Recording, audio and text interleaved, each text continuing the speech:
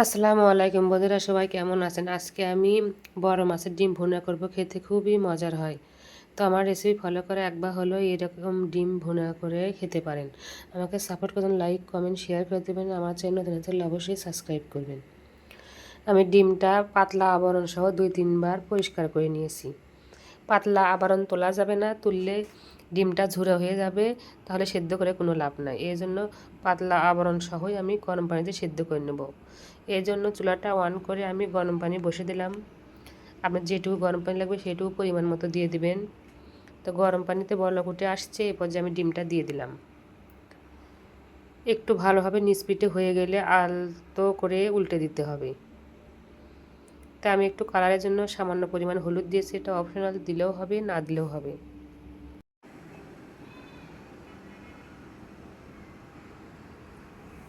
তো ভালোভাবে হয়ে আসলে আমি সেঁকনি দিয়ে তুলে নিব।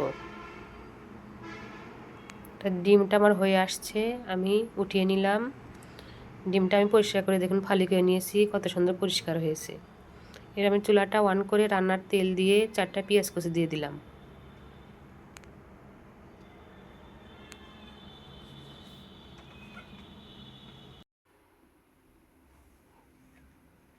একটা তেজপাতা ফালি করে দিয়ে দিলাম।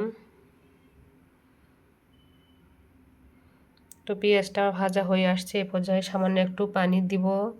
মশলা অ্যাড করব, না হলে পুড়ে যাবে। হাফ চামচ হলুদ, 1.5 চামচ লাল মরিচের গুঁড়ো, হাফ চামচ গরম মশলা, হাফ চামচ ধনে গুঁড়ো, 1 চামচ লবণ, 1 চামচ উঁচু করে আদা রসুন জিরা বাটার পেস্ট দিয়ে দিলাম। দিয়ে মশলা ভালোভাবে কষিয়ে নিব। তো মশলাটা আমার কষানো হয়ে আসছে প্রায়। এ পর্যায়ে আমি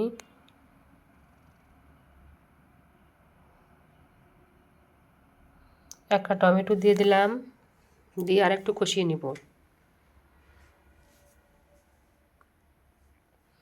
তো কষানো হয়ে আসছে, আমি পানি দিয়ে দিলাম। দিয়ে এভাবে আমি রান্না করব 3-4 মিনিট। 3-4 মিনিট পরে ঢাকনা খুলে আর একটু ভালোভাবে নাড়িয়ে দিব। নাড়িয়ে দেওয়ার পর আমি ডিমগুলো ফালি করে রাখছিলাম সেগুলো দিয়ে দিলাম। হালকা একটু উল্টে দিব। দিয়ে আমি ঢাকনা দিয়ে ঢেকে দেবো। 3-4 মিনিটের মতো আবারও রান্না করব।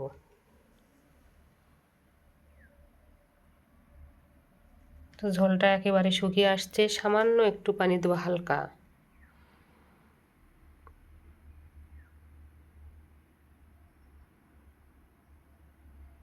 তো আমি মাখা মাখা করে তরকারিটা নামাবো।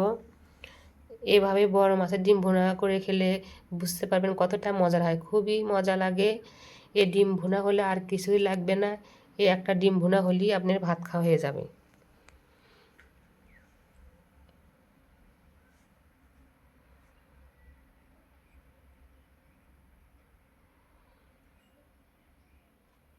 তো আমার রান্না হয়ে আসছে, এ পর্যায়ে আমি নামিয়ে নিব।